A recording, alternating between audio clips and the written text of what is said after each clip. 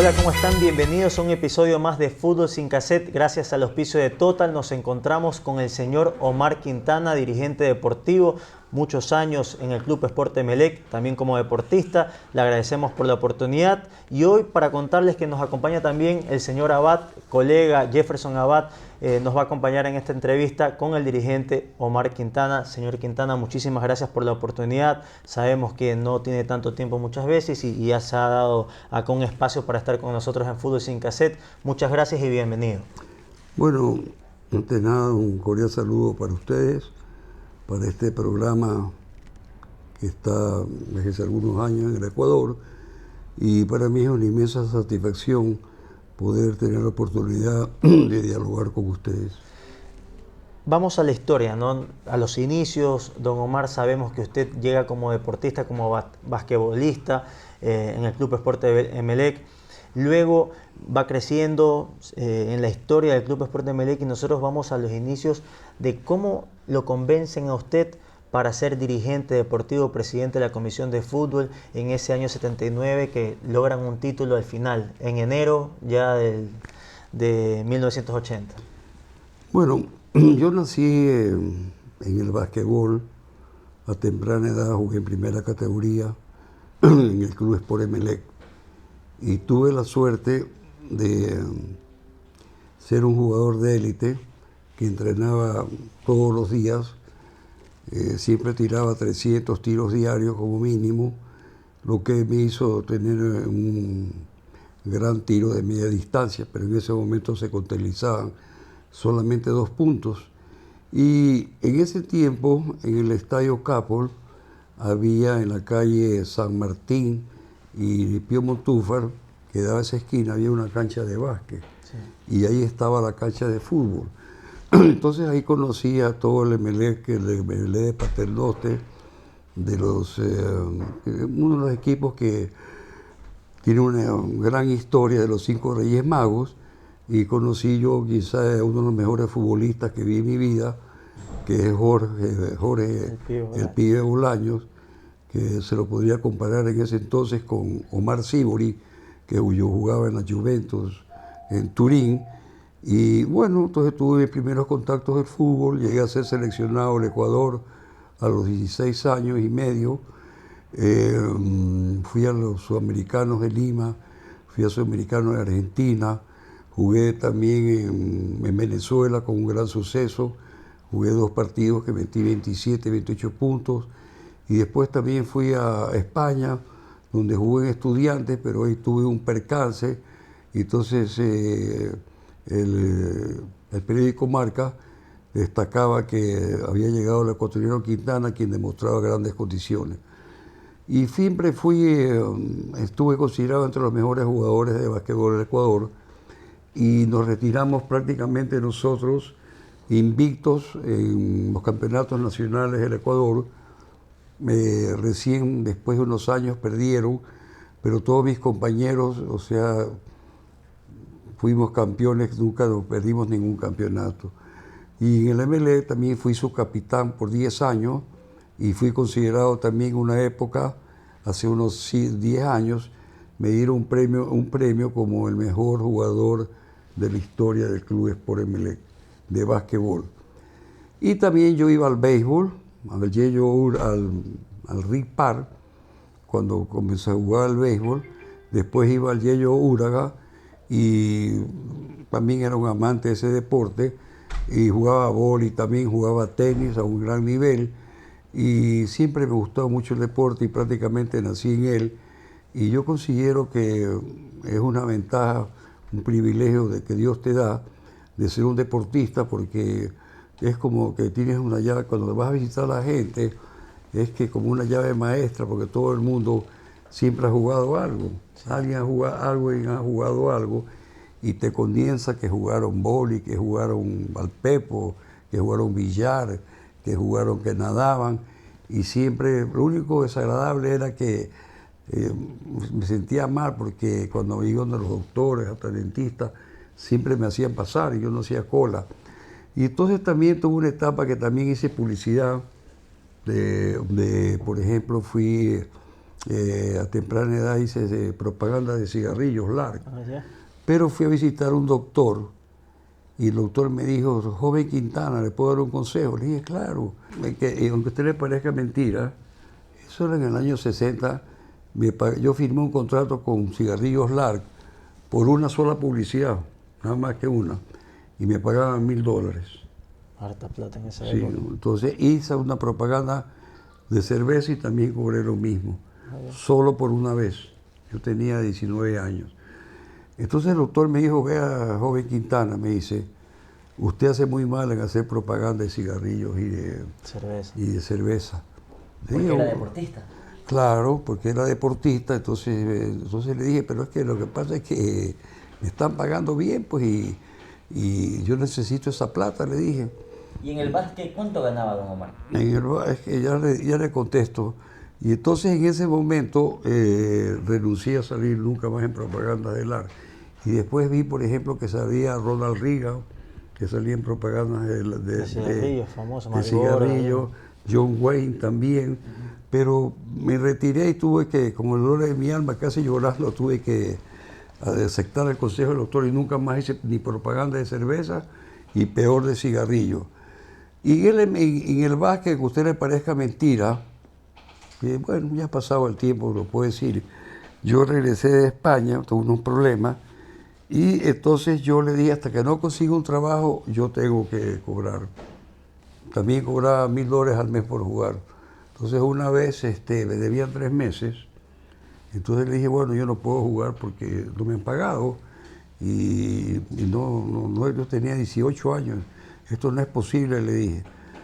Y entonces yo vivo de esto, yo apenas consigo un trabajo, no les cobro. Entonces me fueron a ver y me dice, ¿te pagamos un mes? No, le dije, 2 meses, no, todo, te declaramos profesional. Bueno, no sé cómo, porque no he firmado nada, le dije, no he hecho nada, pero yo cobro porque no tengo trabajo, le dije, y yo no vivía en mi casa. Y entonces apenas conseguí el trabajo, dejé de cobrar, pero me vinieron y como vivía cerca, vivía en la casa de Luis Carrera del Río, que estaba a 10 minutos del Coliseo, entonces me dijeron, está bien, te pagamos, pero venga, juega. ¿Y cuál fue ese primer trabajo, don Omar? En mi primer trabajo, bueno, yo primer trabajo fue que hice una casa del terror en la Feria del Caraguay. Entonces, al sur. Claro. Entonces yo mismo decía, tenía un equipo que lo he comprado en los Estados Unidos, entonces estaba el monstruo de la Laguna Negra, estaba ahí también Frankenstein, en fin, todos los monstruos estaban ahí. Drácula, todo eso. Entonces era un castillo, y entonces yo por el parlante decía, no se pierda la última oportunidad, ven a ver El Hombre Lobo, Hacía así, voces. todo, diferentes voces. Y me acuerdo tanto que imagínense que de repente se me cogen a mis monstruos y se los llevan presos, porque uno de ellos había arranchado una cadena y le preguntaba, ¿y quién es el dueño? Le dije, yo. Entonces, ellos son empleados míos. Entonces, después ya se aclaró y lo volvimos a abrir. Eso fue uno de los primeros negocios. Después mi primer trabajo fue en Aria. Entonces, vea, como le decía, está mi primer carnet de empleado. Aquí está en Aria, en el año 1963. Está la compañía Aria, mi primer carnet. Entonces en Aria trabajaba tenía que despachar el vuelo que se iba a Loja a las 6 de la mañana.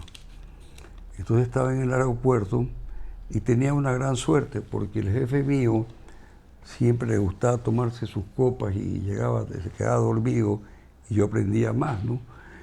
Y luego de ahí me iba a la oficina, que era en Octubre y Malecón, a las 8:30 iba a que está ahí, hasta las 7 de la noche, salía por medio del día y de ahí me iba a entrenar básquet de 7 a 9 de la noche. O sea, era todos los días y casi todos los días entrenábamos 1 hora y media, 2 horas. Y digamos en ese tiempo nos pagaban atrasados, porque la compañía aérea no estaba muy bien. Se le habían caído 2 aviones, el uno en Chuchilán y el otro en el Atacazo, un Fairchild. Entonces la compañía tenía DC-7 y a veces se embanderaban los motores y la gente creía que no se podía volar. Y con un motor apagado hasta con dos se puede volar. Entonces siempre había problemas con la gente que le insultaba, no a mí, a la compañía. Y después esa compañía pues quebró, entonces fui a trabajar a la Air France como representante de ventas. Y ahí también, porque ese es un caso sui generis, porque me pagaban muy bien y me daban comisiones, pero con tope. Tenía que vender 30.000 dólares mensuales y me pagaban un porcentaje de comisión. Pero si vendía más de 30.000, no me pagaba. Entonces le decía, bueno, los franceses tienen fama de tacaños, pero este sistema no me acuerdo. Pero yo siempre decía, mira, no se preocupe. Yo los primeros 15 días le vendo los 30.000 dólares y ahí no trabaja. Le regalo 20.000 más para que tengan más plata. Tengan más plata. Y así hacía. Me gané premios del Concorde, que se volaba en ese tiempo, New York-París, porque si usted compraba el Concorde en Nueva York costaba 14.000 dólares, New York-París, si lo compraba desde aquí, era más barato en ese tiempo. Por el cambio Entonces no, era más barato porque volaba Guayaquil, New York-París, cosas de las tarifas. Y tenía grandes maestros, yo en tarifas, Harry Cartwright de Pan American, Pepe Silva, que trabajaba en ese entonces en Braniff, sabía mucho de tarifas, y otros compañeros que traían de tarifas, y está en mi mente siempre ya hacer una agencia de viajes. Entonces después de eso, pero seguía yo jugando básquet hasta los 31 años, y entonces ya jugaba gratis y entrenaba todo, el tiempo me era más corto, pero estaba siempre dispuesto para entrenar, no me gustaba perder. Jamás me gustó perder, pero también es importante el deporte saber perder, porque de perder uno se prepara para después ganar. Se aprende. Se aprende, y los errores que uno comete los corrige y va ganando, y usted se va haciendo, porque va mejorando de categoría en todos los aspectos, porque no puede convertirse en un ser invencible. Porque usted sabe que es casi, diría que es imposible. Siempre hay alguien mejor que uno en la vida. Y también aprendí a temprana edad, porque yo tenía muchos amigos míos que tenían mucho dinero. Yo, en cambio, desde los 18 años que me vivía solo en esta casa, tenía que luchar, ya me mantenía solo, tenía que luchar. Entonces aprendí a conocer gente pobre en el básquet. Y aprendí también en el básquet a conocer gente de color. Y ¿Qué le fue sirviendo para la experiencia después en los equipos? Claro, que me sirvió en mi vida, porque supe lo que significaba ser pobre por ellos, de que no tenían con qué comer a veces, y eran tan humildes o tan, ¿cómo le podría explicar? Tan considerados que eran incapaces de pedirle plata a uno, pero uno indirectamente les regalaba un zapato, les regalaba una camiseta, una ropa, y compartíamos cuando íbamos en gira con la gente de color, que estaban ahí, había grandes jugadores como Pablo Sandiford, que le decían la raya negra.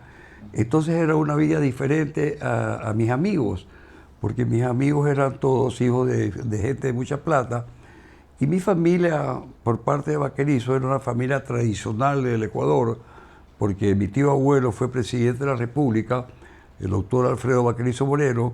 Mi abuelo fue el dueño del American Park, que era un lugar de diferenciación, fue el primero que puso los tranvías.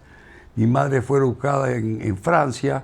Entonces era una familia que tenía dinero, buenos modales, buenas educaciones, desde hace mucho tiempo. Y mi padre era venezolano, también de excelente familia. Pero yo nunca jamás me estaba jactando de que tenía, porque el hombre es no por los apellidos, sino por lo que es.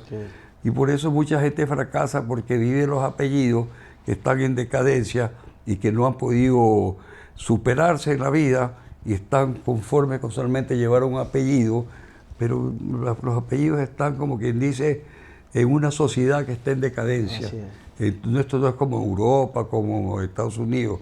Esta es una sociedad que los que tuvieron plata desde 70 años ya no las tienen, porque no trabajaron bien sus herederos o diferentes situaciones. Entonces yo amaba mucho el trabajo y me gustaba siempre hacerlo mejor. Eso es lo que más me preocupaba, que lo que hacía lo hacía con amor. Sí.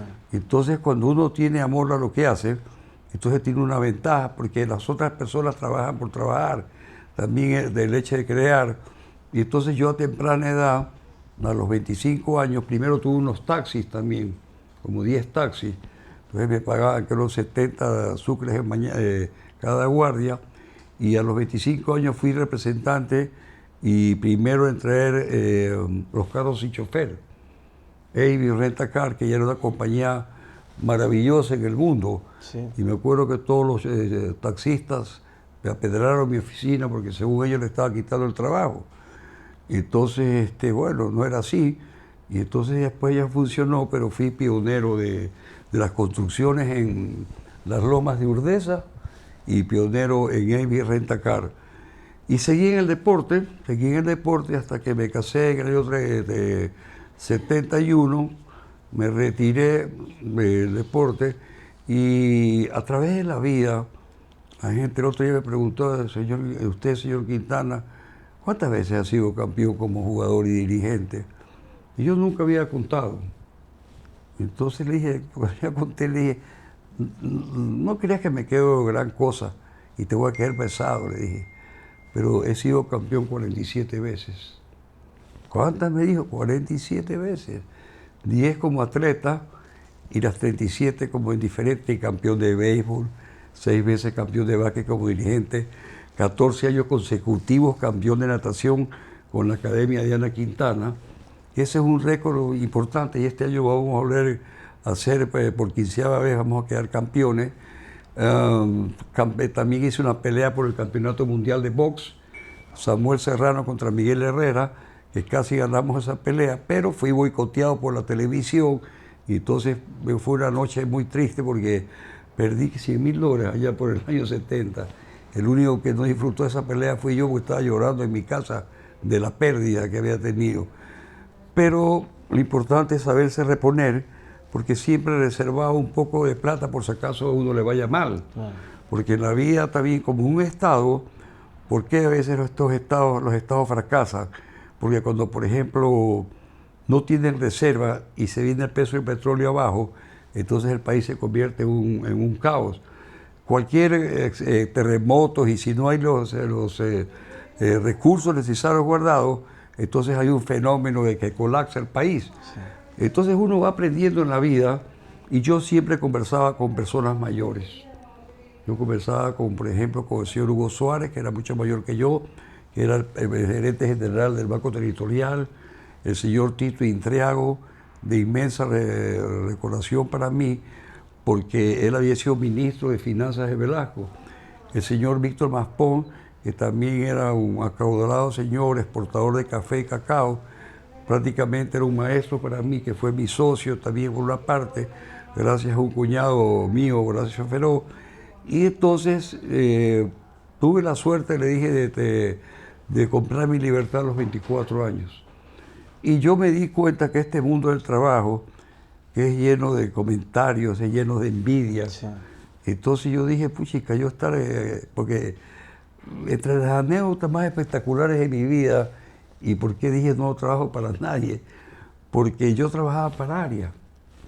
Y entonces recién había entrado al trabajo un día X, y había una presentación de ARIA en el Teatro de Octubre.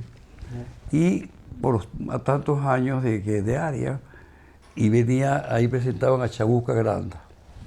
Y yo veía que todo el mundo estaba en la puerta y decía, no, yo sé quién será, que dicen que no. Entonces vino un señor y me dice, oye, joven, si usted trabaja así, le digo, quiero que me haga un favor, que reparta ahora de noche el programa que vamos a hacer. Entonces yo le dije, muy bien, pero yo voy a llevar a la gente a su puesto que se siente. Entonces cuando terminó este espectáculo, me dice, joven, ¿cómo se llama usted? Le digo, Omar Quintana. Bueno, mañana tenemos una fiesta de ARIA conmemorativa, y dice, ¿cuántos años quiero que se sienta al lado mío? Entonces yo dije, ¿a dónde? Al lado suyo, sí. Entonces él explicó al siguiente día el por qué yo estaba sentado ahí, porque la gente decía, ¿cómo así está sentado al lado del dueño de la compañía? Pero era porque había hecho un trabajo que nadie lo quiso hacer, ¿no? Y entonces entonces ya me cogieron como envidia, me cogieron pique, y dice, bueno, y este que se cree muy sabido, que al siguiente día está aquí. Y entonces ya me di cuenta que esta era una lucha profunda, que la gente, yo por hacer un servicio, me estaba ganando la antipatía de todo el mundo. Sí. Entonces de ahí pensé, yo dije, yo no voy a ser empleado nunca de nadie. Y es más duro porque cuando uno es dueño de su propia empresa, a todo el mundo. Sí. Entonces es el primero que abre la puerta y el último en cerrar la puerta. Sí. Entonces tiene que trabajar 15 y 16 horas diarias. Sí. Y tenía, me acuerdo, el negocio de carros, ahí donde está Pizza Hut, en Octubre, en el Gran Pasaje, que me dio Carlos Espinosa, un gran amigo mío que no vive, y no tenía baño. Pues tuve que adaptar mi cuerpo para en la esquina que había una cafetería ir al baño cuando tenía que ir. Y imagínese usted, y trabajaba también, mientras trabajaba en área, en Air France, vendía unas plumas Pentel Pen, que eran marcadores, los primeros marcadores que hubieron aquí, de diferentes colores marcadores. Entonces cuando yo salía a las 5 de la tarde, que ya había cumplido mi misión de vender mis $30,000, iba a las librerías que estaban cerca por el centro y vendía las plumas. Vendía las plumas que se las vendía a la esposa de una compañera mía de Frank en Quito. Entonces ya ahí poco a poco fui creciendo, pero seguí en el deporte. ¿Y cómo le llega a don Omar esa posibilidad de ser dirigente de Emelec? Bueno, yo te diría que yo no sé si fue un día, el peor día de mi vida o el mejor día de mi vida, porque había un agasado para el alcalde Antonio Hanna. Entonces una persona ahí se me acercó y me dijo que qué le parecería si yo era presidente de la Comisión de Fútbol de Emelec. Y yo pensé y dije, presidente de la Comisión de Fútbol, porque... ¿Qué año fue ese? 79, a comienzo del año. Guayas no quedaba ni Barcelona ni Emelec campeones hace 8 años. Sí. Entonces yo dije, bueno, tenía mis amigos, yo no sabía mucho de la temática del manejo del fútbol, y dije, pero como me gustaba tanto, ¿no? Dije, bueno... Y era el equipo de sus amores también. Claro, entonces yo pregunté a algunos jugadores que por qué es que les pagaban atrasados. Entonces cada 3 meses le pagaban un mes. Entonces yo dije, caramba, yo creo que a esa gente, si uno les paga puntual, van a rendir más. Y aparte que usted ya lo había vivido. Claro, es que yo iba desde chico al fútbol. Claro, le debieron también yo vi el campeonato de 1959, ese campeonato sudamericano que se fue en Navidad, casi en la inauguración del Estadio Modelo, pues. Entonces tuve la oportunidad de ver a Paraguay, a Uruguay, a Brasil, y también vi la goleada de que le metió a la Universidad Católica. Yo estaba en galería y cayó una lluvia torrencial cuando le metió 7-2. Y también vi un partido que a Barcelona le robaron en la Copa Libertadores cuando jugó contra Independiente de Avellaneda, que le ganó el legítimo y le pitaron un penal que no fue y le anularon un gol. Y entonces, en aquel entonces, Independiente de Avellaneda era puchica, un equipazo. Rey de copas. Claro. Rey de copas. Creo que estaba en su 4ª copa. Bueno, y entonces asistí a este acontecimiento y le dije, está bien, voy a aceptar. Entonces yo hablé con los jugadores el primer día que entré, que eran verdaderos profesionales y amaban el equipo. Y les pregunté cuál era el problema, que no rendían a satisfacción. Entonces me repitieron que no nos pagan sino atrasados. Y así tenemos hijos, tenemos familia. Y entonces yo fui la primera persona que puso un psiquiatra en el fútbol, la primera persona que puso un psicólogo y la primera persona que puso una visitadora social. Entonces esta visitadora social iba a las casas, luego le decía, ¿a qué hora llega su marido aquí? Almuerza aquí, entonces ahí uno se enteraba la vida. ¿Cómo llevaban la vida fuera del entrenamiento? Bueno, que era una calamidad, su gran mayoría, ¿no? Y no la dejaban entrar al comienzo. Pero como yo era estricto, Y yo les decía, bueno, yo estoy pagando y el club necesita saber qué hacen ustedes a esta hora invisible. Claro, el trabajo invisible que claro, se necesita que es dentro del campo de de juego. mayor importancia. Y también teníamos que tener una gran coordinación con el cuerpo técnico, que no la tuve al comienzo, y con los jugadores. ¿Y cómo se sustentaban económicamente? Porque claro, ahora a lo mejor es un poco más fácil Porque en ese, ya por la trayectoria del equipo conseguir los recursos. bueno, fui el primer equipo que tuvo, Auspiciante. claro, fui el primero Icesa, que puso ¿no? Si no me- Icesa, Icesa. que ha producido más de 200 millones de dólares. Los de Barcelona dicen que fueron ellos Ataca, pero en la verdad el primero que tuvo fue en Emelec y Icesa fuimos nosotros. Y la gente acudía al estadio, pues iban 30.000 en la liguilla, iban 35.000 personas por partido, pues entonces imagínese usted. Se levantó económicamente. No, club. el Emelec cuando terminó el año y se fue, el Emelec tenía en el banco $100.000, pues en el banco de descuento. $100.000 del año 79, una fortuna. Superávit. Y todos los jugadores ganaron cualquier cantidad de plata porque eran campeones y todo. Y lo más importante también fue que yo a veces invitaba a su familia a comer con nosotros, yo invitaba a los esposos, y otras veces que también dio resultado, es que hacíamos la fiesta de los niños con Tico Tico. Ya. Entonces la familia se iba incorporando, los niños eran amigos los unos con los otros y teníamos unas excelentes relaciones humanas.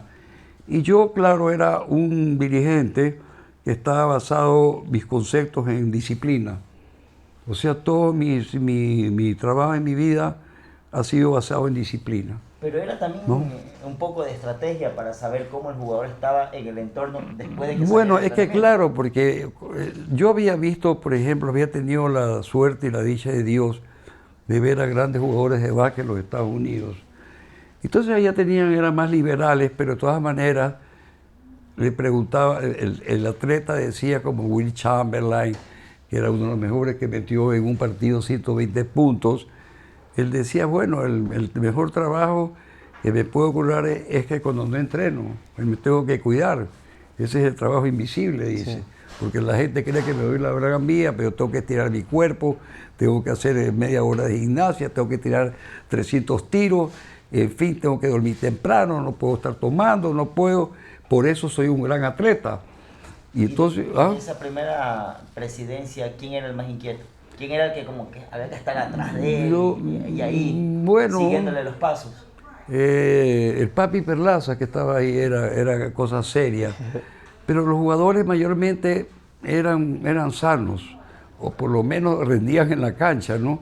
Y eso que el Ñato García, que lo terminan poniendo como entrenador, había dado la posibilidad a los jugadores o había dictaminado que no haya concentración.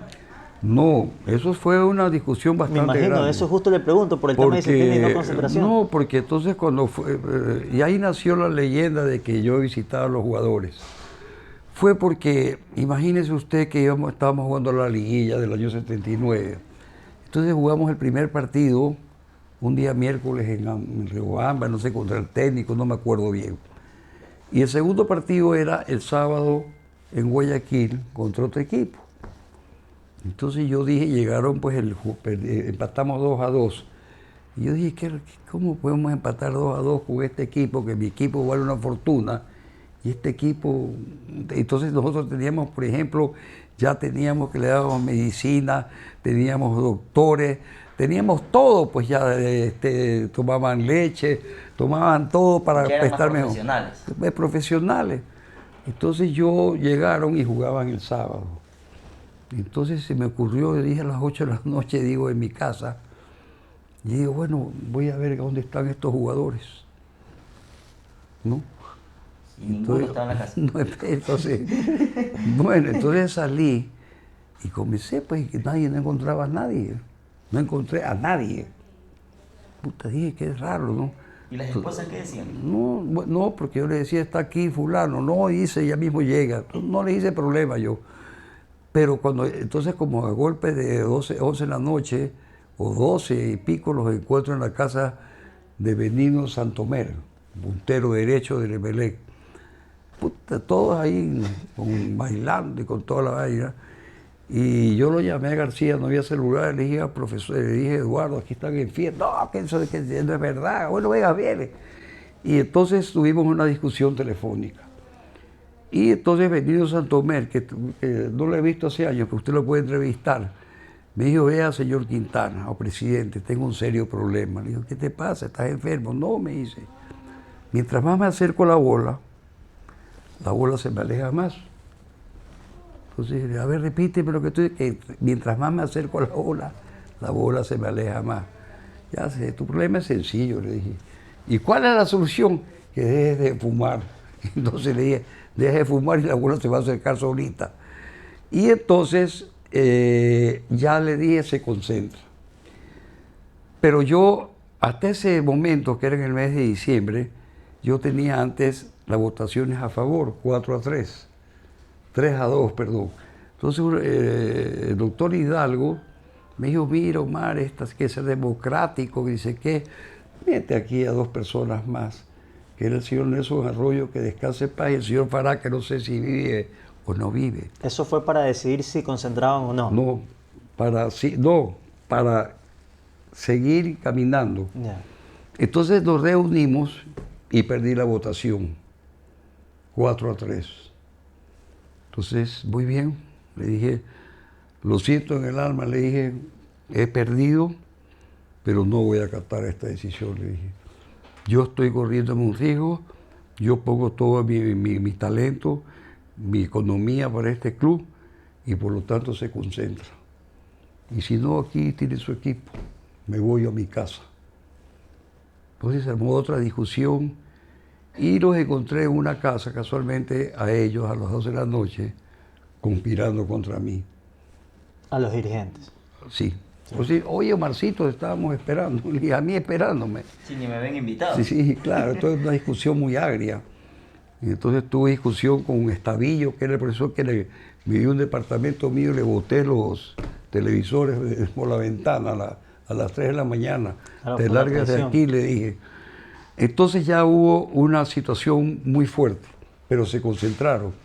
Y el 24 de diciembre se concentraron el 25 de diciembre a las 12:01 en el Hotel Guayaquil. En plena... Y el primero de enero a las 2 de la mañana, a la 1 de la mañana en el hotel. O sea, yo mismo me compliqué mis navidades y todo. Comodidad. Claro, sí. ahí estuve 2 horas y no hubo ningún problema. Porque teníamos un gran capitán, que era Juan Carlos Gómez. Y casualmente vamos a hacer una fiesta en octubre para celebrar los 40 años de ese campeonato. Entonces voy a invitar a Juan Carlos Gómez, a todos los que jugaron, porque para mí fueron los mejores jugadores que yo tuve. Porque eran amantes de verdad. Mire, me acuerdo tanto que yo le dije que les daba un premio muy bueno por ganarle a Barcelona, incentivarlo. Y me dijo, no, eso es demasiado. Me dijo, señor Quintana, le dé la mitad de esto. En cambio usted dice a los jugadores, le decía yo, 100.000 horas es muy poco, dice que dar el doble. Entonces los tiempos han cambiado, pues, ¿no? Sí. Porque cuando en un partido de Melec, en el año 2000, creo que fue que jugamos al Deportivo Quito, íbamos perdiendo 2-0 el primer tiempo. Entonces mi buen amigo y conocedor del fútbol profundamente, más que yo, Alan Nieto, le dije, mira, Alan Nieto, le voy a dar un premio de 25.000 dólares, más extra. No, me dijo, eso no sirve. Porque claro, era cuestión de matemáticas, si te vas a ganar 300.000 dólares si entras a la Copa Libertadores. Me dice, da 100, estás loco, le dije, como no es tu plata, le dije, ¿te parece bien? Pero la final les di 100.000 dólares. Dios se dio los 100.000. Del año 2000. Sí, pues. Una fortuna. Y me acuerdo que Fernández, ¿cómo que se? Fernández, el puntero derecho. Angelito Fernando, el cuchillo. Me dice, presidente, por mí no me dé ningún premio. Yo juego por la camiseta. Me quedé atónito ante esa cuestión. Pero cuando terminó el partido me dice, Presi, ¿cuándo da el premio? Entonces, pero bueno, fue una cuestión. También tuvo otro caso, como ese año ya me divorcié del MLE porque como había perdido varias votaciones, yo me cansé y dije, ¿sabes qué? Yo no puedo seguir aquí porque todas las semanas va a haber una pelea aquí. Usted me habla ya en el año 80. Todavía no había terminado el campeonato, pues. Claro. O sea, porque en el 79 terminan saliendo campeones los primeros días de enero. Claro, van a jugar contra el Manta. Ya todas las confrontaciones eran terribles. Claro, se venía con porque, por ejemplo, fíjense, fuimos a jugar a Manta, sí, el último partido. Y entonces resulta que el Emelec sale con camisas azules. Claro, azules. El equipo, y el Manta sale con camisas azules. Sí, El árbitro era un argentino de Filip. así es. Nos Dio por cambi- suspendido el partido. Espérese, sí, salimos con camiseta blanca, salen con camisetas blancas. Entonces yo dije, puta, no sé pues qué es lo que quiere esta gente. Entonces le dije yo, vamos a comprar unas camisetas, no puedes jugar con otras camisetas. Así es, aparte de los porque pisos. el reglamento pues Y el dice reglamento, todo, no que sé. tienes que jugar con las camisetas. Bueno, esperamos y el árbitro da por terminado el partido. Entonces yo le digo a Alan y a Ever Caballero, ¿sabes qué? Yo me regreso a Guayaquil, no juego ningún partido. Entonces la gente disparaba, pa, pa, porque el estadio estaba lleno. Todo dice, si no salimos aquí nos matan, si jugamos. Bueno, le dije, pues estoy dispuesto a morir, le dije así, que me maten. Pero ellos se pusieron tan desesperados que mis hijos, mi familia. Entonces le dije, mira, esto es correrse un riesgo porque por desgracia perdemos, se va a hacer un problema. Y con tal mala suerte que perdimos. Pero terminó considerándose un amistoso ese partido. Claro, 2-1. Y vinimos aquí y la comisión esta de la federación, Fútbol, sí. que no tenía por qué repetirse el partido, hizo repetir el partido y creo que el voto fue definitivo de Mario Canesa. Entonces, vamos a jugar a otra banda. Y entonces por eso nació la historia del camisetazo. Exactamente. Y entonces, como siempre me pregunta por la historia del camisetazo, yo decidí un buen día a un periodista de Quito, porque en la primera entrevista que me hicieron, yo era muy en Quito cuando quedé campeón, me dijeron cuáles son los elementos para quedar campeón. Disciplina, buen entrenamiento, buenas relaciones, pagar puntualmente, etcétera. Lo de la chequera que decía. Claro, y Sí. entonces al último cometí un error. Le dije, hay que tener una buena chequera. Entonces ellos sacó en el Unicomercio la chequera de Omar Quintana, se hizo Ganó el campeón. campeón. Entonces se me ocurrió hacer las camisetas del año 79, y por ahí la tengo. Aquí está Icesa, la primera propaganda que ha habido en el mundo que ha producido más de 150 millones de dólares, y el número 10, que era Palillo Torres Garcés, es un extraordinario jugador Palillo. y un gran profesional. Bocha Armendáriz, muchos jugadores importantes en ese como equipo. pocos. Entonces, bueno, Muchas no gracias. sé si ustedes sean de Melé o no, pero de todas maneras es un bonito recuerdo. sí, totalmente, Las por la camisetas historia, muchísimas Las gracias. camisetas del camisetazo. Sí. Entonces, bueno, jugamos el partido, ganamos, y yo pienso que fue uno de los recibimientos más grandes que vi en mi vida. Al volver a la ciudad. Sí, oye, era como, no había quedado campeón Guaya, bueno, era una locura, la gente salía por los balcones, paseados por 9 de octubre, fue, y bueno, de fiesta en fiesta. Yo no tomaba, y me acuerdo que el siguiente día me entrevistó a las 7 de la mañana, ¿cómo es que se llama este periodista del Canal 10? ¿No era Kuhn? Manuel Kuhn, Kuhn, mi sí. buen amigo, me entrevistó. Yo como no tomaba ni nada, fui sin ningún problema, como cualquier día. Y así fui caminando. Y entonces llegó un momento que cuando yo dije que Reynoso no podía seguir de entrenador porque los resultados eran adversos, fue con García, y con García también al fin de año, con Eduardo, yo le dije que se vaya a seguir un curso a Brasil y que Entrenador. se encontraba de entrenador a Luis Grimaldi. Entonces perdí la votación otra vez. Entonces yo dije, bueno, si Grimaldi había hecho una gran campaña con el Cuenca, pues con Vares y Mancilla. No sé si ustedes se acuerden. Entonces yo dije, y Grimaldi estaba de moda. Claro. Que después hizo ese año un campañón con la Liga Deportiva Universitaria, que quedó vicecampeón. Y entonces ahí, este también es un caso muy especial en el mundo del fútbol. El señor Mateos tenía el equipo en octubre. Entonces me dice, Alan me dice, hermano, anda en octubre para que demuestres que eres un gran dirigente. Le dije, mira, Alan, no hace falta que demuestre que soy un buen dirigente o no. Esperemos que después regresamos al Emelec con calma, porque no es tan fácil manejar un equipo de fútbol. Pero fue Mateus, Gustavo, que me apreciaba mucho, y yo le dije, bueno, está bien, yo cojo el 9 de octubre, pero me lo das por escritura pública. Entonces se quedó, nada más, sí, nada más. Era algo imposible, pues, que me dé como dueño absoluto del club, vender, comprar, hacer lo que me daba mi regalada gana. Y entonces al mes y medio me dice, aquí está lo que tú pediste, la firma de los 16 presidentes del club. Entonces prácticamente me quedé frío. Ya le habían cumplido lo claro, que usted tenía, como yo no soy un hombre de palabra, entonces dije, no me quedó más aceptar. Fui al primer partido y también fui a llorar a mi casa. 120 personas había. Muy difícil competir con los otros equipos que ya están establecidos como Emelec con su hinchada, Barcelona. Entonces dije, ¿en qué me he metido, no? Este es un laberinto difícil. Pero también tuve suerte, ir armando un buen equipo, e hice la mejor luz de milagro, la gente respondió, y al final terminamos que el estadio se llenaba con 17.000 personas. Entonces nos fuimos hasta el año 85, que tuve un percance, pero en octubre también cumplió una gran etapa. Me dio pena retirarme del Emelec porque era un gran equipo, y Barcelona no hubiera sido campeón en el 80 y el 81.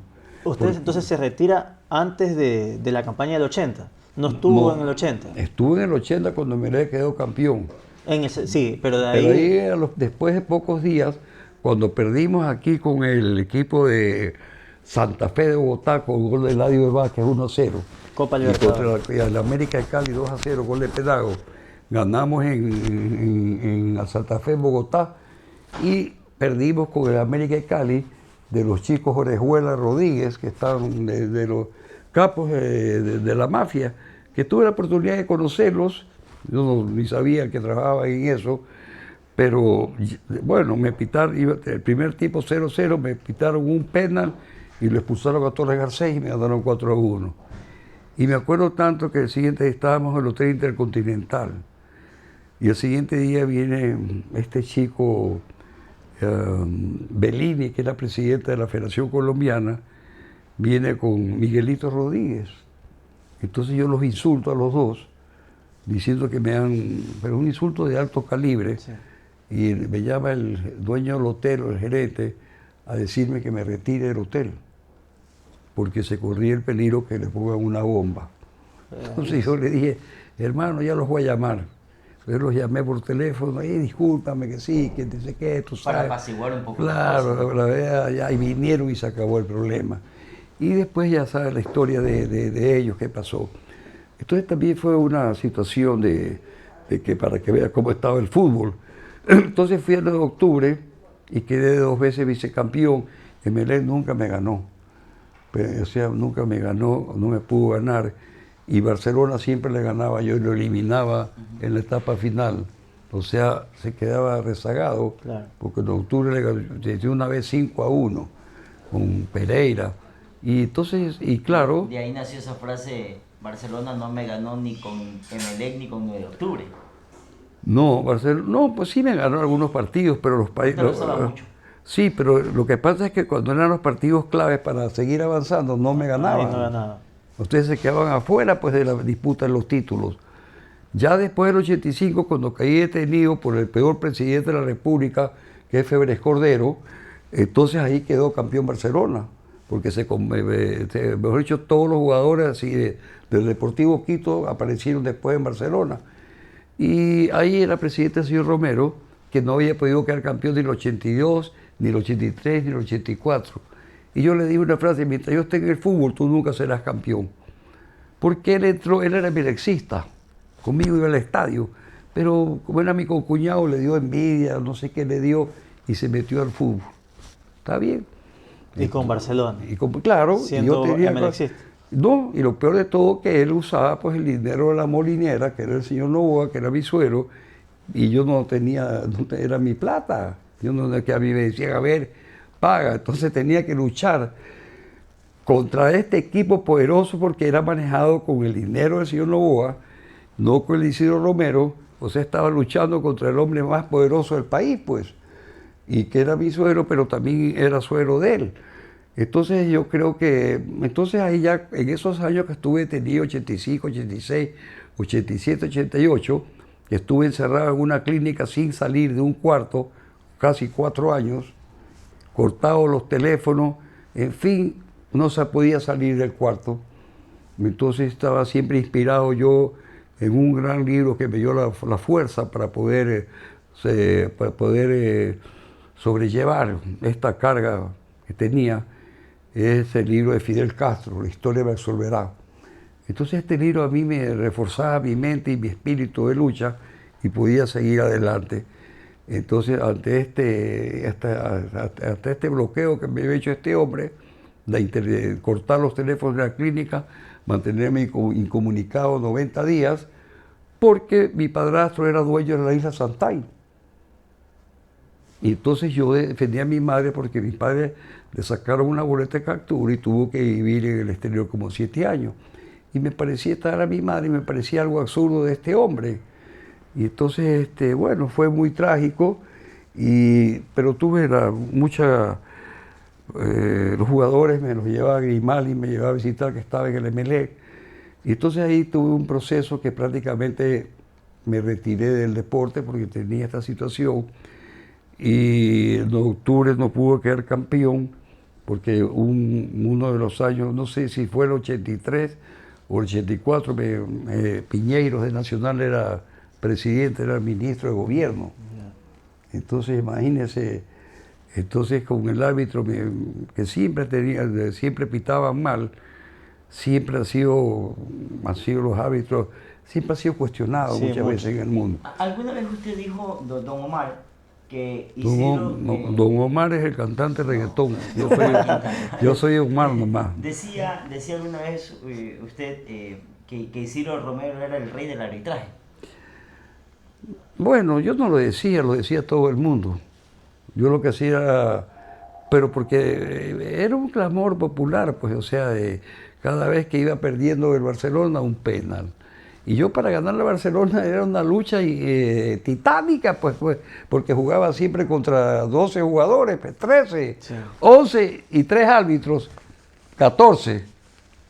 Entonces yo antes de cada partido, yo decía que las personas que ven la televisión vean bien a los árbitros. Y en ese camino, señor Quintana, ¿no se tentó o no trató de averiguar, a ver, qué pasa con los árbitros? ¿Lo están tratando de sobornar o alguna investigación?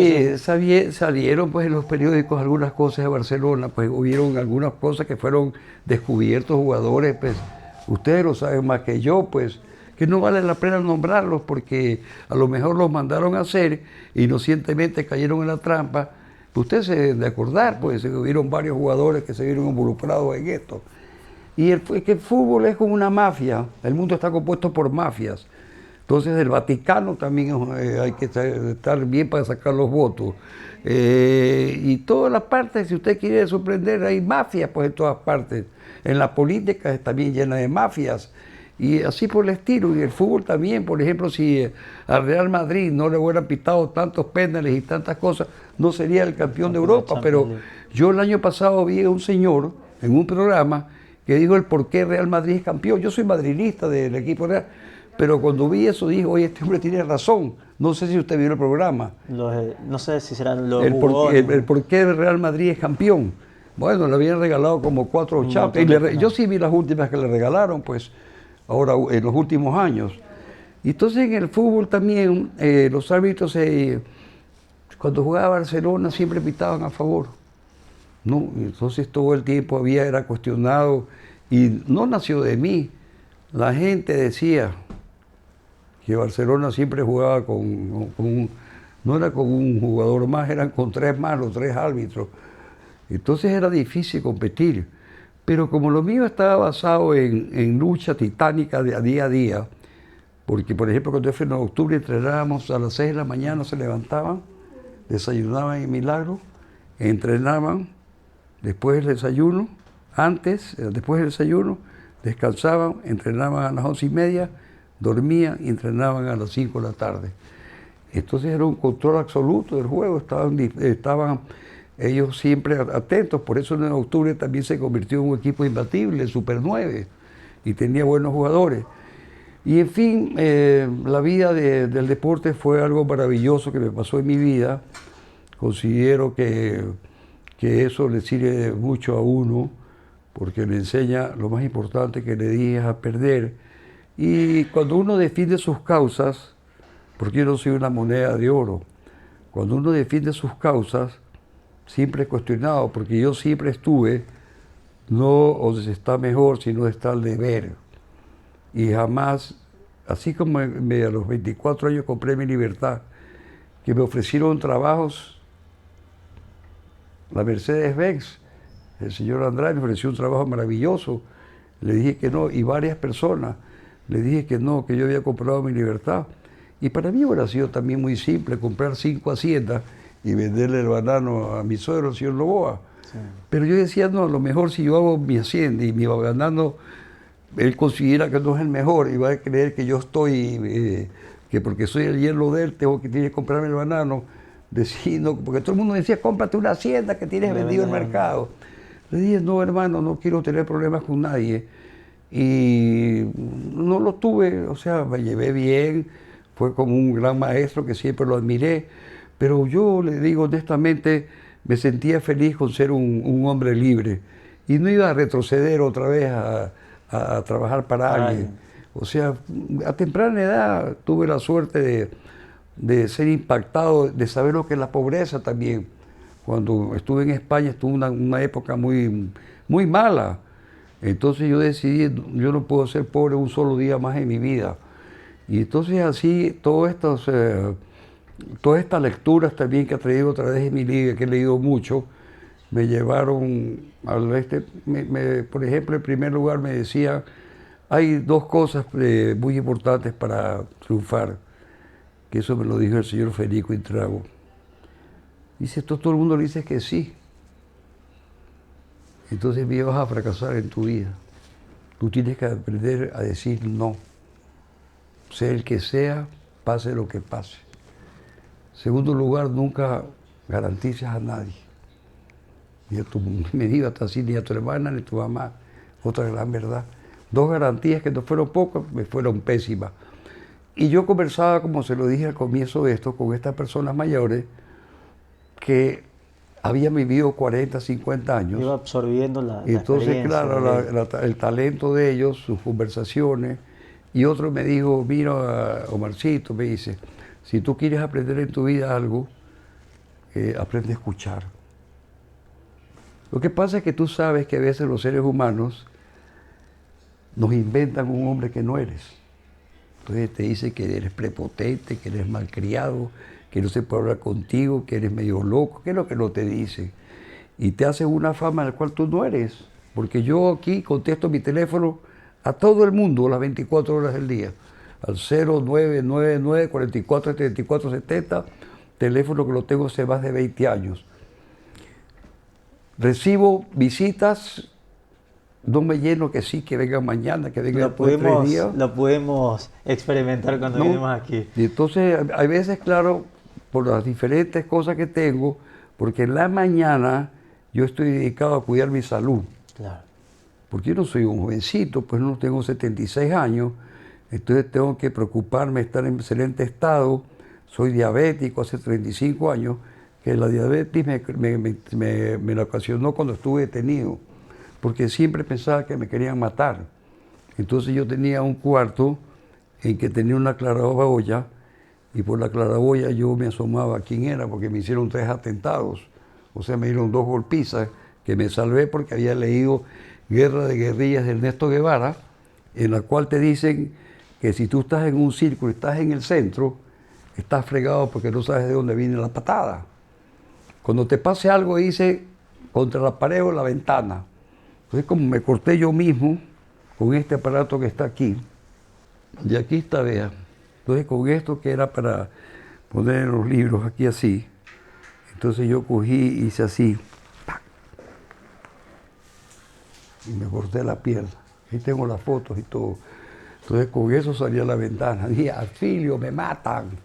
Entonces me salvé de que me den una paliza, porque yo pienso que eran estos del GIL, que eran unos hombres altos, de mi alto, 1,85 m y con... Todo encapuchado, todo tapado. No, encapuchada, Plaza Montaña. Sí.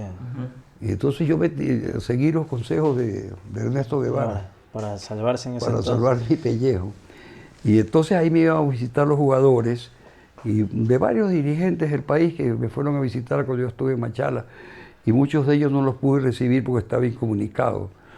Y claro, eso te deja unas... A mí no me dolió para mí porque yo era un hombre que podía estar sin un abrigo en el desierto, o podía estar podía estar sin un abrigo, podía estar en Alaska, en el polo, y podía estar, por ejemplo, en un desierto con un abrigo.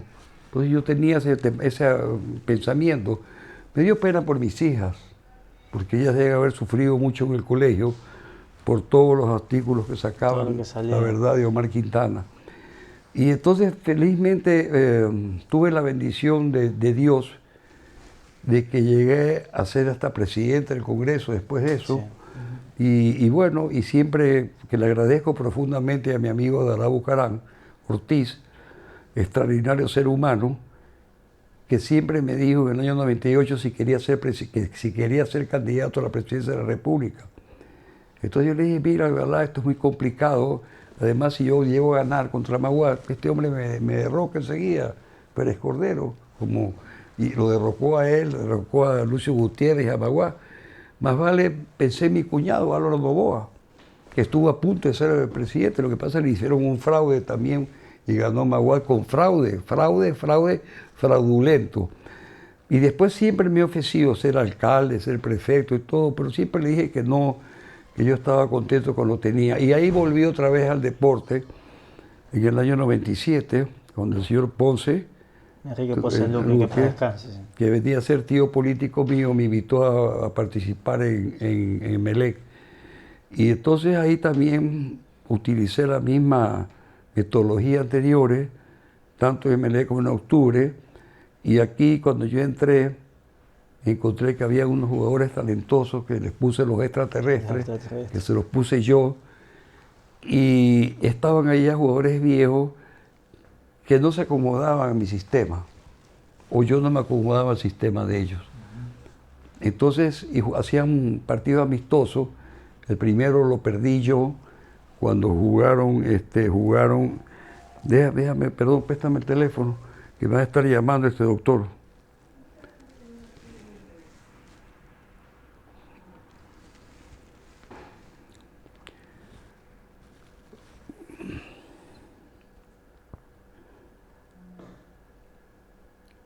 Que me olvidé que tengo una cita más tarde. Sí. Bueno, entonces nacieron los extraterrestres porque en ese entonces jugaban, perdí a Echeverry en ese año, porque yo fui el primero que contraté a la MLS. Pero alguien infiltró la noticia de mis amigos y de repente ya se enteraron y Barcelona fue. Entonces yo me acuerdo que yo estaba en Nueva York y teníamos un compromiso con mis hijas y me dice, papá, no te olvides que tal fecha tenemos que estar a las 9 de la noche en un cóctel, ¿no? O sea, Echeverry llegaba primero a Melec y no a Barcelona. Entonces yo tenía esta cita en Nueva York y ya estaba casi concretarse a las 8:30 que Echeverry vaya a Melec, con Sunil Gulati, que era el presidente. Pero en eso ya dije, puta, tengo que irme a este cóctel. Entonces yo supe que me fui sin cerrar y ya supe que perdí a Echeverry. Pero tampoco podía dejar a mis hijas en este cóctel que yo entraba con ellas, llegar a las 11 de la noche. Entonces dije, lo perdí. Y efectivamente él me llamó al siguiente día a las 8:30, me dice, Omar, siento mucho, Echeverry va a Barcelona, porque también han comprado a Pipa de Ávila. Entonces yo dije, carajo, y me acuerdo de una escena que fue mi exasperación, al siguiente día que él llamó hasta a la policía Pero le dije, ¿qué te pasa a ti? Le dije. Yo llamé, le dije, voy a llamar al embajador de Washington. ¿Qué crees que me vas a ver la cara de, perdone que le diga, de pendejo a mí? Te equivocas, le dije. Entonces, cálmate, Omar, yo no llamar a nadie. Entonces le dije, bueno, llevemos unos jugadores. Entonces escogí a Joe Masmur y a Alexis Lala. Así fue la historia. Entonces, así fue la historia. Y también, en el año 1979, yo traje a este jugador de Barcelona, el que metía los goles, el brasilero, que tenía una vocecita, Pablo César. Yo lo recibí en el aeropuerto, me lo mandó Pedro del Nacimiento. Lo demás es pura mentira de toda la gente que contrataba. Pero como estaba el flaco López, que venía de goleador, que les entraba la ola Cibeira, ya había contratado al flaco López, que no rindió en octubre. No fue culpa mía. Y entonces le digo a Grimaldi, ve, ahí te mando un gran jugador, pero yo me olvidé de escribirlo en octubre en ese momento, y para pagar los $10,000 que valía, lo siento que se fue, lo inscribieron, y después se lo llevó a Barcelona, y por ahí salió el presidente que dijo que lo había, que mentira. Y pregúntale pues a Pablo César, quién lo trajo al Ecuador. Yo lo traje a Pablo César. Lo hospedé en el Hotel Rizo, y de ahí se fue a Quito. Y vi su palmarés, pues, goles a Palmeiras, goles a Sao Paulo, goles al Corinthians, goles al Vasco de Gama, y llamé a Osni. Oye, le dije, ¿tú conoces? Uy, me dice, ojalá venga al equipo. Le dije, hermano, es que ya está el flaco López. Porque se inventan historias que no son verdades. Y esto fue la verdad de Pablo César, que le hago esta capitulación. Entonces, en octubre también tuvimos un gran suceso con Hamilton Cubi, que fue un jugador, con Jaircillo, con Pesano, con Valencia, con Torres Garcés mismo. Entonces regresamos a la historia del Emelec, y entonces en el año 97, que hubo la corriente del Lillo, que acabó el campeonato en enero, a Echeverri y a Pipa de Ávila sí lo dejaron venir en enero, pero a mí no pude renovar ni con Alexis Lala, ni con Joe Masmur, ni con este brasilero Renato, que era muy bueno, y no lo dejaron venir. Entonces ya tuve 3 bajas, y el señor Ponce vendió que tuvo una discusión con AR, vendió a Graciani, Ariel Graciani, que eran titulares. Entonces ya estaban 4 jugadores menos. Entonces yo dije, bueno, entonces yo veía este equipo tan bueno que dije, bueno, pues me voy con los extraterrestres. Porque los extraterrestres hasta dio un homenaje para los extraterrestres a los dirigentes, pero ellos nunca, eran banquillos todos. Sí, pues todos banquillos, que había jugado un partido por ahí y nada más.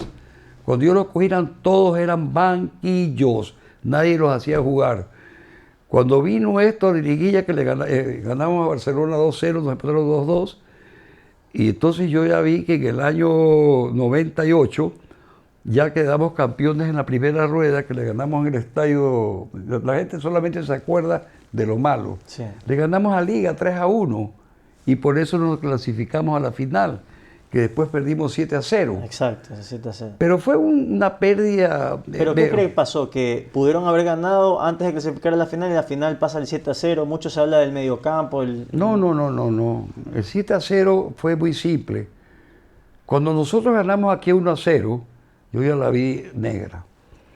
Pero cuando llegamos a Quito, porque esa noche también, en la noche del sábado, mi hija también bautizaron a mi nieto, el primero, que era Martín y Casa Quintana, y mi hija me dijo 6 meses antes, el 13 de diciembre, creo que era, que bautizarlo a mi nieto.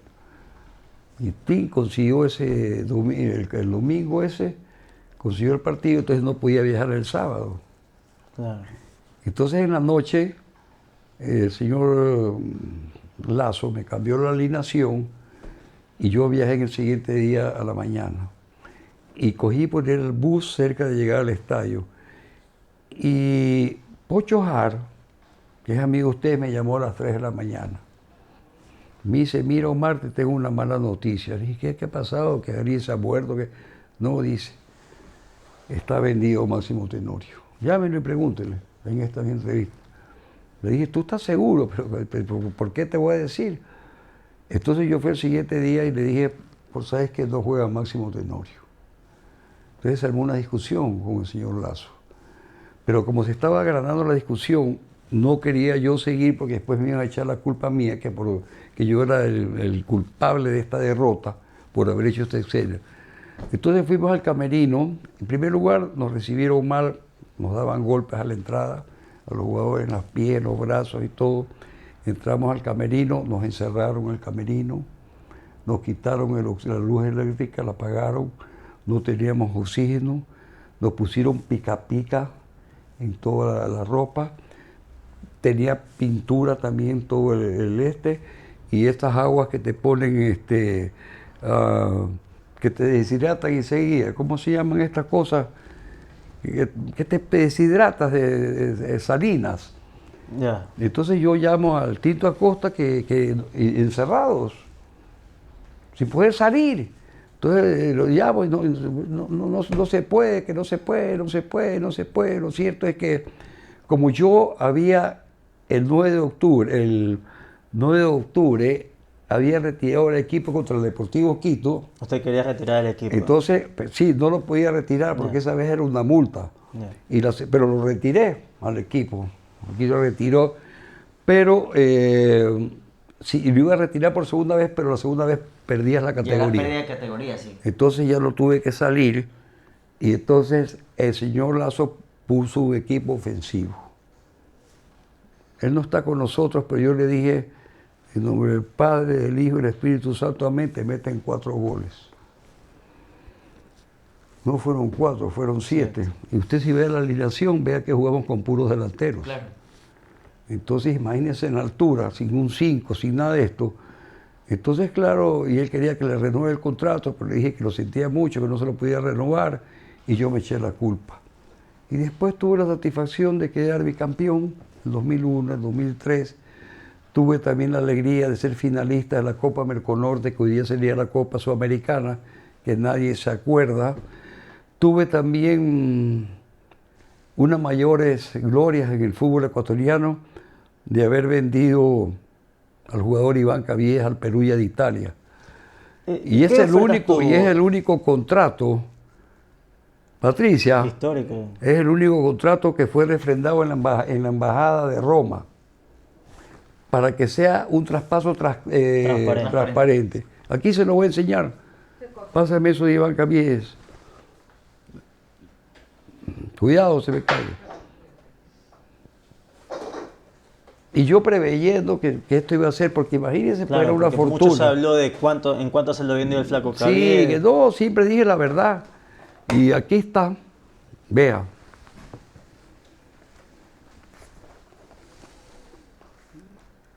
Este es el poder especial que nos dio el señor Fide Ponce a nosotros para negociar al Perú y en el primer viaje.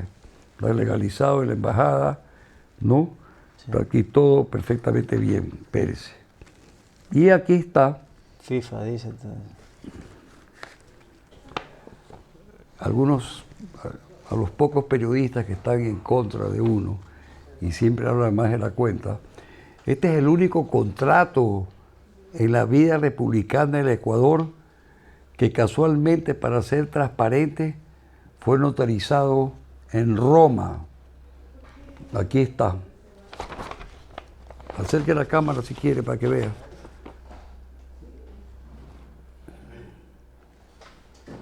Y dice aquí claramente, que usted puede reafirmar, dice, descarga la provincia secretario de Relaciones Exteriores en todo el país para el área, dice aquí, valor de relación tanto al consulado encargado de relaciones, aquí dice, Javier Jiménez Soto, consejero encargado de las funciones consulares en Roma. Sí, ahí está. Ahí está. Y aquí está todo, de todo de Roma aquí. Entonces, yo me pregunto, ¿qué ecuatoriano o qué presidente de Barcelona, MLE, de cualquier equipo, ha presentado una negociación tan limpia como esta? Que aquí está todo perfectamente bien. Aquí está, vea, el consulado de Italia. Todo legalizado. Todo legalizado. Entonces aquí, cualquier persona que tenía una duda podía ir a consultar a la embajada de Roma, donde fueron firmados todas las actuaciones que tuvimos nosotros aquí. Cuando fue vendido al Perugia. Aquí dice el Perugia. Entonces, pues no sé cuáles los motivos que dijeron que no es transparente esto, que es oscuro. Por eso me pude quedar 7 años en el MLE, pues. Sí. ¿Y cuál fue el valor definitivo? El valor definitivo sobrepasó los 4,5 millones, porque nosotros tuvimos que recomprar el pase de Caviedes, porque hay hubo algo raro, mire. El señor Gauchi, que era el presidente del Perugia, había aceptado que, como nos debía plata, que nos devolvía a Caviedes. Pero algo pasó raro y cambió de la noche a la mañana y dijo que él quería su plata, que era como 1 millón, 2 millones de dólares. Entonces se lo vendimos al Celta de Vigo y Celta de Vigo pagó los 2 millones para liberar. Un momento no teníamos a Caviedes, porque el Perú ya lo había soltado y el Celta no lo había contratado. O sea, estamos en el aire, un momento determinado en la negociación. Ustedes al Perú ya lo vendieron en 4.5 millones de dólares. Pero nos pagaron una parte, pues. No pagaron la totalidad. No, y pues. después al Celta, ¿en cuánto se lo venden? En total, en las 2 negociaciones se llega a los 4.700.000 dólares, en las 2 negociaciones, porque el Celta le paga al Perú ya la plata que habíamos invertido. Entonces yo felizmente, el primer contrato, que fue el 9 de julio del 99, lo refrendamos en la embajada italiana, que está aquí, 99, el 13 de julio. Claro, cuando fuimos la segunda vez ya, cuando lo traspasamos a Celta de Vigo. Entonces con esto quedó completamente liberado para mí cualquier situación y ojalá pues, otro presidente de cualquier equipo hubiera hecho esto. Nadie lo ha hecho en el Ecuador, soy el único que lo ha hecho. Y me siento orgulloso de haber llevado y a todos estos, ¿qué le podría decir? Como decía Alberto Yubori, a todos estos pelafustanes que hablan tonterías, que me da pena que hablen por hablar. Un saludo muy grande para ellos, que se acuerden que estamos diciendo la verdad de todas las calumnias que dicen. Más que seguro ellos están con el diablo, por eso es que hacen eso. Señor Quintana, ¿qué otros equipos buscaron a Caviedes? ¿Fue el único Perú y otro equipo fuerte, un nombre importante? Claro, mire, fue una coincidencia total, porque claro, en ese momento como era un jugador que era de Omar Quintana, y yo no soy una persona que no todo el mundo me quiere porque no soy una moneda de oro, porque usted sabe que cuando usted tiene una línea, y cuando usted defiende su deber y no lo que está mejor, tiene problemas en su vida. Porque todo el mundo es un bailarín, todo el mundo quiere acomodarse a las situaciones, a lo que le conviene más. Yo soy una persona que hay veces puedo saber que pienso por breves segundos que puedo tener un próximo atentado contra mí o un mal momento. Pero en ese camino escogí yo el camino de no dejarme pisotear por nadie, de no dejarme que nadie me venga a injuriar, de no dejarme absolutamente nada que sea en contra de mi dignidad, hasta el día de hoy. Entonces esos caminos te llevan siempre a ser un hombre discutido por defender los principios en todas partes que he estado. Y siempre fui, porque yo he manejado más de 1000 atletas, y como se lo dije, fui 47 veces campeón. Y la gente dice, ¿y este qué se cree? El gran campeón. Pues lamentablemente sí, amigo, soy el gran campeón. Así les estén envidiosos. Entonces, todas estas cuestiones que me llevaron al fútbol, en las últimas etapas del MLE que vivimos esa transferencia histórica, como era de Quintana, entonces, goleador mundial, pues. No es que goleador del torneo del Pacífico. Si lo querían, tenían que poner. Claro, entonces en ese entonces, mire, vino de Europa, estaba aquí el representante del Arsenal. Pero ellos me decían que lo llevaban a prueba. No. Entonces yo le dije, mire, un hombre que es goleador mundial no puede irse a prueba. Y estaba también atrás de esto el señor que en ese momento vivía del equipo español, estaba aquí el representante del Español, de este equipo, no era el Valencia, era, otro equipo, estaba y Deportivo La Coruña. No, ya me voy a acordar, y Mario Bernabéu, que me acuerdo que me fue a ver un poquito gordito, me habló en italiano, y me dice, vengo representando al señor presidente del Perú ya, porque ya había tantos empresarios que yo decía que no tenía nadie, que venía, que le dije, mira, yo no atiendo a nadie si no es con representaciones, con papeles. Oiga, pero es cierto que el Perú ya vino por otro jugador y se termina llevando a Caviedes. No, pues eso es mentira, pues eso pasó en Barcelona. ¿Qué jugador mejor que Caviedes había aquí? Un Ninguno, pues. goleador mundial. O es cierto que después de Caviedes, la persona del Perú ya se quiso llevar a otro jugador también de Melec. Eso sí fue. A Candelario se lo quisieron llevar. Sí, hubo posibilidades de llevarse a Candelario, pero acabemos con lo de Sí, Caviedes. primero Caviedes. Sí. Entonces Caviedes vino ya el otro, entonces estábamos con Mauro Bernabé y me dijo, aquí está la carta del Perugia y llamamos a Italia. Y me dijo, sí, estoy interesado en comprar a Jaime Iván Caviedes.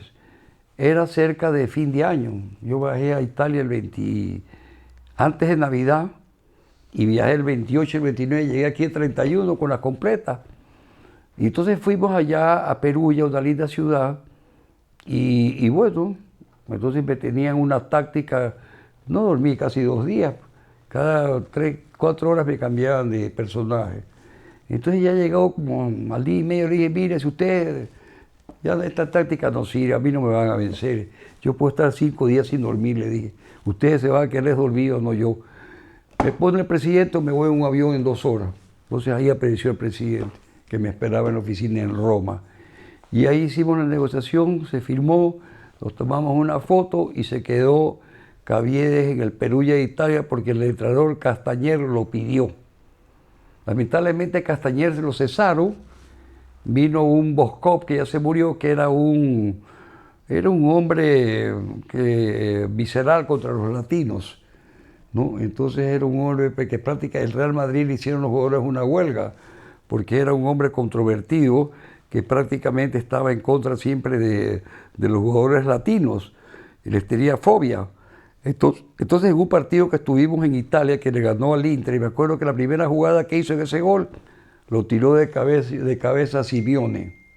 Le hizo una jugada así, lo desequilibró y ¡pac! Simeone, que estaba en el Inter, se cayó. Y me acuerdo que Simeone no quería dar firmas a nadie, porque él cuando perdía se ponía muy iracundo. Y más vale que nos atendió el marcador derecho, que después fue capitán de Argentina, el marcador derecho, que no me acuerdo el nombre. Zanetti. ¿Quién? Zanetti. Se tomó una foto, toda la cuestión. Pero ese botaba espuma porque lo había tirado de cabeza, pues, y le tiró el gol. Entonces cuando termina, lo saca el minuto 80, él le va a dar un abrazo el entrenador lo va a abrazar y él hace así. Caviedes. Entonces yo dije, hasta cayó en desgracia como este entrenador no está en Ecuador. Y desde ahí vino su desgracia, ¿no? Y entonces este cuento de que no le dieron el porcentaje es una gran mentira. Nosotros lo dejamos ganando a Caviedes $60,000 al mes, pues, cuando le pagaba el Celta de Vigo. Juegue o no juegue, $60,000 del año 99, pues una fortuna que jugaba. Y el Celta de Vigo también hubo problemas con el dirigente y se fue apagando ahí, después se fue al ostracismo del fútbol a México. Y después quiso venir en el 2002 y dicen que... No es verdad, nunca que quiso él dice venir. que los 2 meses que lo ayuden, que usted no lo aceptó porque una letra de una cuota, supuestamente. No, no es verdad, nunca quiso venir al Emelec. O sea, eso ni yo tampoco, nunca lo traje. No, para mí yo no estaba, creo, cuando él regresó al Barcelona. Sí, o sí estaba, que nos perjudicó el árbitro en un partido de Emelec-Barcelona en el campo, que metió un gol de penal. Y después, claro, quisieron comprar ¿cómo se llama? A Candelario. A Candelario, pero no se llegó a efecto, no por culpa mía, porque yo le decía, bueno, lleguemos a un acuerdo económico, pero llegábamos y nunca llegamos a decir, vale tanto. Porque él me dijo, ya te compré un jugador, entonces el segundo es más barato. Le dije, pero págame tanto. Y también Rory Aragón lo quiso comprar el Dortmund de Alemania. El Borussia Dortmund. Sí, pero claro, el Borussia Dortmund me decía $900,000. 800, yo le decía 900, 850. Entonces me llamó el Borussia, el presidente, me dice, mira, Omar, dice, perdón, tienes una hora a contestar, 800, sí o no. Entonces yo después de la hora le dije, no, mi precio es 850. Entonces a la hora me llamó, sí o no. No, lo siento, ya compramos otro. Bien. Eso sí fue verdad. Y lo de Chico Candelario Castellado es mi amigo, que siempre lo ha ayudado. no llegó a concretarse, porque hubo una diferencia de tipo económico. Y bueno, y como yo no insistí mucho tampoco, porque el Gauchi era un hombre también no muy sencillo de hablar. Entonces ya no quise, ya decidí que quedarme con Candelario, y hubieron otros que quisieron comprar pero pagaban muy poco. Muy poco. Que quisieron llevarse, por ejemplo, a Hidalgo al Cerro Porteño. Ah, Paraguay. Me llamaron, no, pues que aquí ganaba más que lo que ganaba allá. Claro. Entonces, ¿cómo se iba a ir? Y entonces así por el estilo tuve la satisfacción de también en octubre quedar tricampeón de béisbol. En todos los deportes, el único que no ha quedado campeón ha sido en el hockey, que lo dirija un empleado mío, porque la Liga Deportiva Estudiantil tenía un gran equipo. Y bueno, pasé unos años muy felices en el fútbol. Oiga, señor Quintana, ¿y de ese grupo de los extraterrestres también le tocó visitarlos, a ver si estaban o no? Bueno, los ¿Qué anécdota extraterrestres, tiene? pero mire, los extraterrestres fueron unos jugadores que en primer lugar habíamos firmado en Sucres, en el año 97. Claro. Porque la organización, que a propósito, si Maguán no hubiera hecho esa organización estaríamos liquidados. Fue un gran paso que hizo. Que lo mismo le escribí a Hugo Chávez que solariza Venezuela o se hundía Venezuela. Y tengo las cartas en mi libro que estoy haciendo, que se llama La magia del triunfo, que va a salir. Y también le escribí a Macri que dolarice Argentina o de la Argentina se iba al diablo, al carajo. Y quedó reflejado, porque él manejó económicamente más. Bueno, no lo hicieron, como también pasó en el Ecuador aquí, en el tiempo de Félix Cordero, el peor presidente de la República del Ecuador, cuando disparó y había las devaluaciones, microdevaluaciones y todo, y son tipos que hoy día quieren dar clases de economía cuando básicamente quebraron al país, pero ese es el Ecuador que se vive. Entonces, los extraterrestres, como le estaba diciendo, fue una época maravillosa con ellos, pero ellos, como hicimos el negocio en Sucre, y claro, cuando se hizo 25.000 sucres por $1, entonces se cambió. Pero ellos llegaron a ganar a los 21 años cada uno $8.000, $9.000, pues, una fortuna. Lamentablemente ellos cogieron un camino equivocado, muchos de ellos. Entonces llegó un momento que era imposible manejar al grupo, porque ellos estaban más en la fiesta, estaban más en otro mundo que el mundo del deporte. Entonces al estar en otro mundo, entonces ya se fueron, y yo me di cuenta en el 2003 que ya había tenido grandes discusiones para renovar los contratos, que quise renunciar. Pero mis amigos me dijeron, no, que sí, que vamos a quedar tricampeones. Les dije, con esto no quedamos ni nada, porque ya se los perdió, había descubierto usted Claro. también en cosas. se perdió la química. Ya. Entonces al perderse la química, perderse el respeto, ya no se podía quedar campeón. Ya reinaba la indisciplina dentro. Claro, ya, claro. ¿Se llegó a pelear o a estar al punto de las manos con algún jugador? Bueno, le voy a decir la verdad, no voy a nombrar con él, pero este jugador se me acercaba demasiado. Entonces le dije, hey, no te me acerques, hermano. Y como yo había leído más veces agresiones de jugadores a los presidentes del club, tuve un poco de temor. Entonces le dije, mira, le digo, no te acerques más, y se me acercó más. Entonces me hice más para atrás y le dije, no te me acerques más porque voy a llamar a los guardaespaldas de mi hija. Yo ando solo. Sí. Como yo no le he hecho mal a nadie, no tengo por qué asustarme que alguien que me quiere matar, que me mate, porque yo no le he hecho nada, ningún mal a nadie. Ando solo por todas partes desde hace muchos años y siempre andé solo. Una vez tuve un guardaespaldas cuando Félix Cordero me perseguía. Y después ya ese día no estuvo, el día que me cogieron preso con 7 hombres, y sin juicio, sin nada, la brava, pues, tipo dictadura. Entonces él no estaba ahí, porque de estar ahí hubiera sido un incidente, pero después ya me había separado con él, porque en una partido de fútbol, de básquet de octubre con Atleti, cuando yo digo, le llamo al guardaespaldas, fue Julián, le digo, puta, ya se había ido del estadio del Coliseo. Lo había dejado solo. Entonces me había dejado solo, dije, este guardaespaldas no me sirve. Entonces y me venía a contar la historia anterior donde había trabajado. Y me hablaba mal de la mujer, de la hija. Yo dije, con este señor no puedo, yo no hago nada en mi vida, pero no me sirve. Entonces, ya cuando se me acercó tanto, le dije, espérate un momento. Llamé a mi hija y me mandó los guardaespaldas. Mi hija que se murió, Diana, y le dije, a ver, ¿con cuál quieres pelear?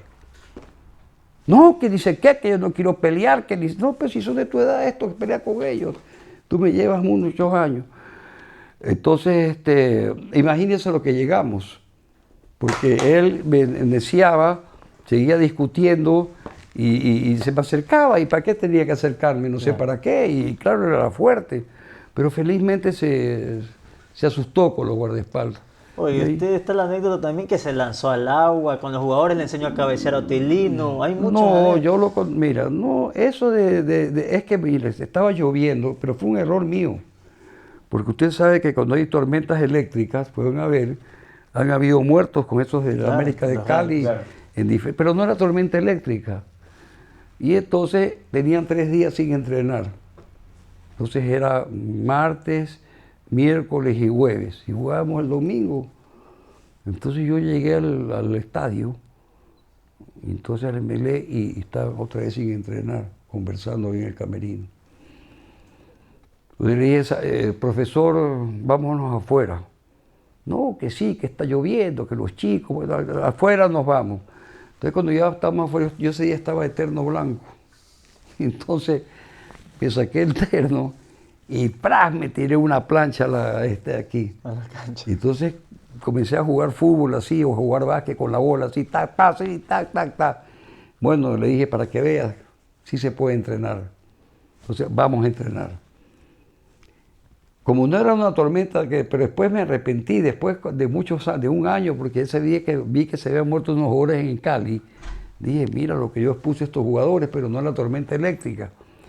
Y entonces ellos se quedaron impresionados por eso, y entonces aprendieron que en la vida hay que luchar y no hay que poner pretextos para no entrenar. Y hoy en día muchos de ellos son profesores, Richard Borja, Carlos Hidalgo, y me dice que practican la misma disciplina que yo les di a ellos, que en ese entonces me criticaban. Pero me dice, gracias señor Quintana, gracias a usted hemos aprendido esto. Y digo, ¿y cómo es? Peor que usted estamos nosotros con los jugadores.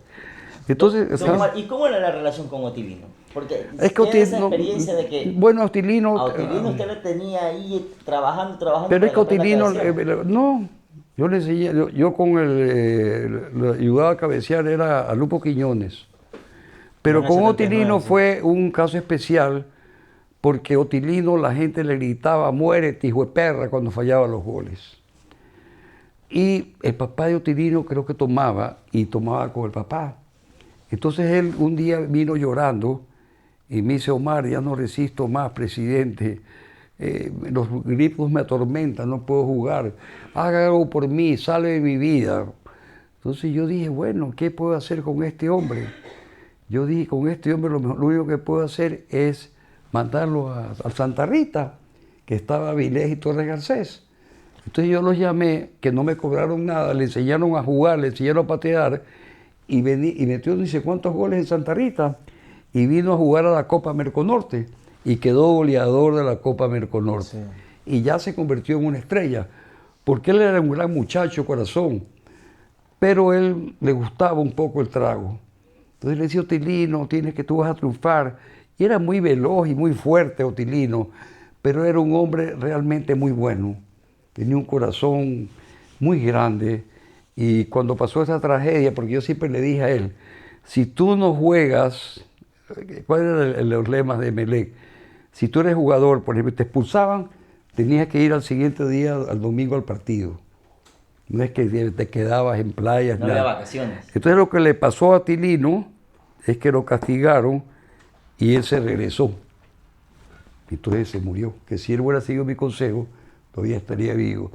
Y como esto habrían miles de anécdotas que le puedo contar, claro, pues, que es largo de hablar, sí, pues. Pero digamos, es más o menos que para poder triunfar, digo, hay que convertir los sueños en realidades y luchar por lo que uno quiere.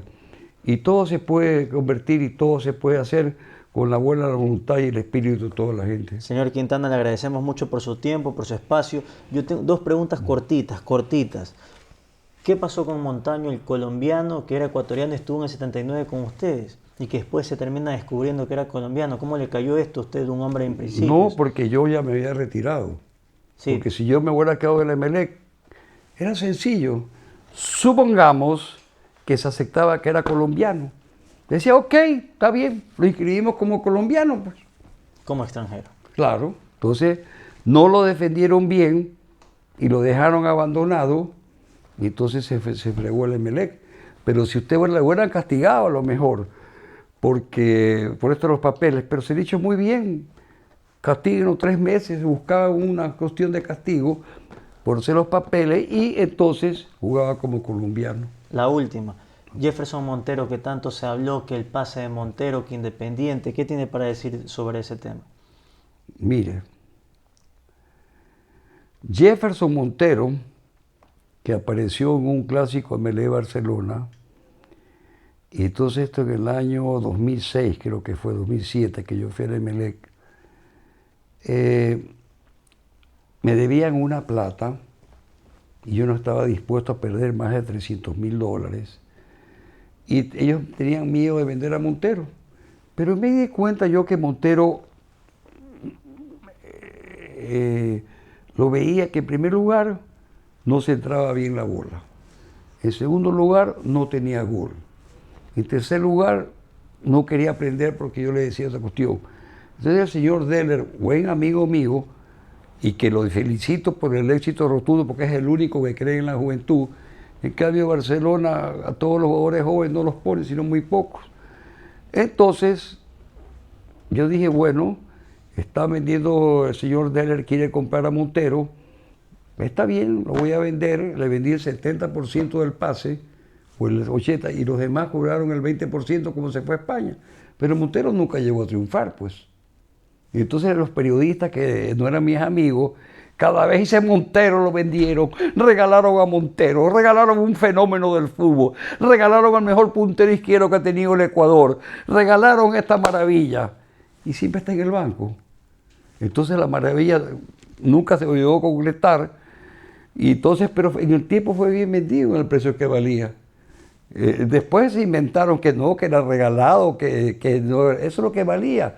Uno vende, usted vende las cosas no porque la gente piensa que vale más, sino porque la gente está dispuesta a pagar.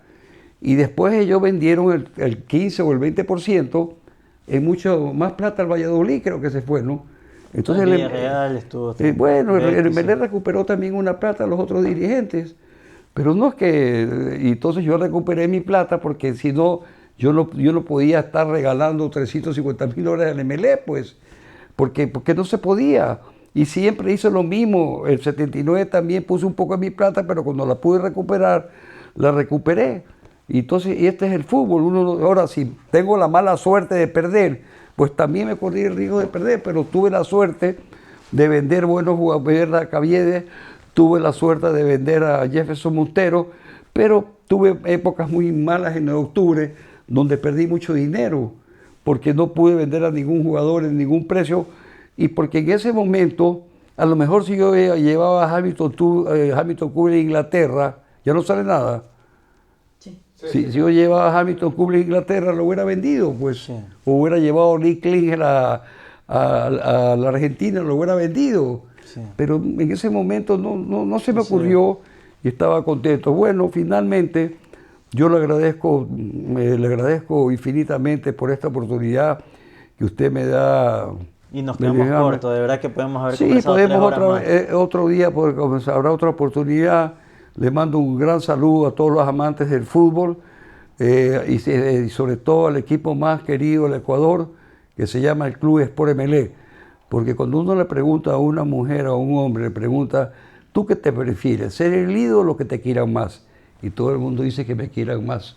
Entonces está destronado que es preferible ser ídolo que lo quieran más de a uno, ¿no? Pues tú le preguntas a un hombre, te dicen, ¿qué prefieres? Que te diga, tú eres mi ídolo, o que te diga una mujer, yo te quiero a ti más que a nadie. Todo el mundo quiere que le digan eso. Entonces les agradezco infinitamente, que sean muy felices y que Dios los proteja siempre. Y esta frase que es mía, porque no es ni de Néstor Guevara, ni de nadie, sino de Omar Quintana, hasta la victoria final. Muchas gracias. Muchas gracias. Estaba el ex dirigente del Club Sport Emelec, Omar Quintana. Este programa llegó gracias al auspicio de Total.